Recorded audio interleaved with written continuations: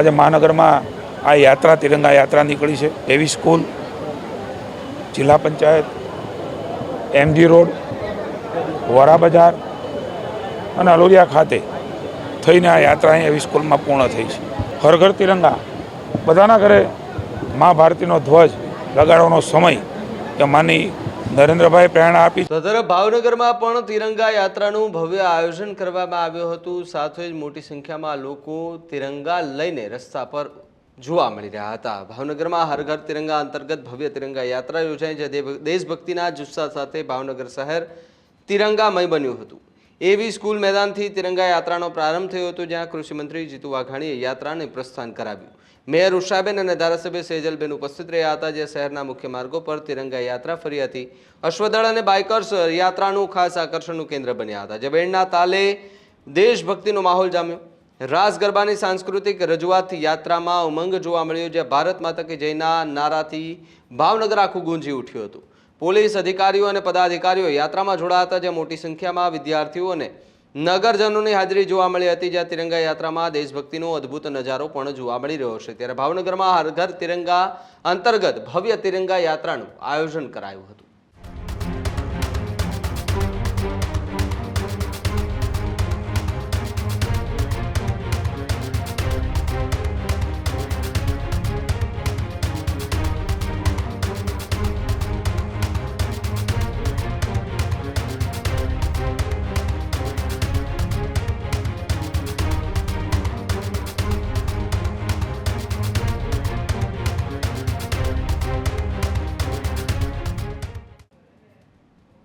વર્ષનું 80મું સ્વાતંત્ર્ય પર્વ એ ડોક્યા લઈ રહ્યું છે। સમગ્ર દેશમાં મોદી સાહેબના નેતૃત્વમાં તિરંગા યાત્રા અને સમગ્ર દેશવાસીઓ એ દેશભક્તિના રંગે રંગાયેલા છે।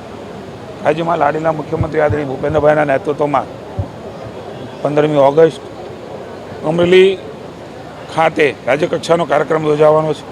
મહામહિમ રાજ્યપાલશ્રી પણ ઉપસ્થિત રહેવાના છે।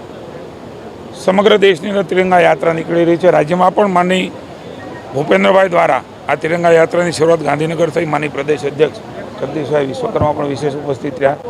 તમામ જિલ્લા મથકો ઉપર, મહાનગરોમાં પણ અલગ અલગ રીતે તિરંગા યાત્રા એ નાગરિકોને સાથે જોડીને સરકાર દ્વારા ભાવનગર ખાતે ખાસ કરીને મેયર શ્રી ઉષાબેનના વડપણ નીચે આજે મહાનગરમાં આ યાત્રા તિરંગા યાત્રા નીકળી છે।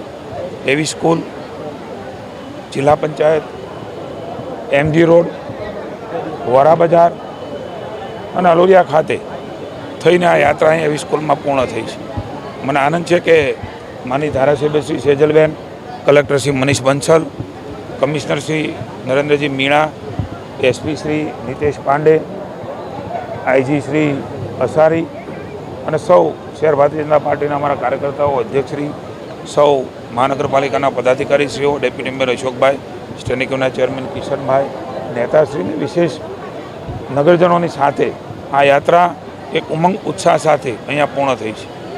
હર ઘર તિરંગા, બધાના ઘરે મા ભારતીનો ધ્વજ લગાડવાનો સમય કે માની નરેન્દ્રભાઈ પ્રેરણા આપી છે। ને બધા જ એ રણ હોય, પહાડ હોય, વિસ્તાર હોય, જંગલ હોય કે મકાન હોય, તમામ જગ્યાઓ પર આજે આપણે જોઈ રહ્યા છીએ કે બધા જ લોકો સ્વયંભૂ તિરંગો એ સ્વતંત્ર વીરોને, સાચરમાં હુતાત્માઓને સાચી શ્રદ્ધાંજલિ શ્રદ્ધાંજલિ અર્પણ કરવાનો આ એક વિશિષ્ટ ઉપક્રમ એ સમગ્ર દેશમાં મોદી સાહેબના નેતૃત્વમાં થયો છે। ત્યારે ભાવનગર પણ આ રંગે રંગાયું છે અને આ 80મું આપણું સ્વાતંત્ર્ય પર્વ એ ડોક્યા લઈ રહ્યું છે। ત્યારે આ દેશભક્તિનું પર્વ એ માત્ર 15મી ઓગસ્ટ કે 26મી જાન્યુઆરી પૂરતું ન રહે, આપણા વ્યવહારમાં, સમાજ જીવનમાં એક ભાગ બને, આ ભાવ સાથે ભાવેણા રંગાયું છે। ત્યારે હું ખૂબ ખૂબ ભાવણાવાસીઓની શુભકામના આપું। ખેડૂત ભાઈઓ છે ખેતરમાં ડ્રોન ઉડાવતા હોય છે, ત્યારે આપણે એક પ્રશ્ન સતાવતો હોય છે કે જે આપણે અત્યાર સુધી જીપીએસ ટેકનોલોજી વાળા ડ્રોન વાપર્યા છે, જેથી કરીને મોબાઈલ ટાવર છે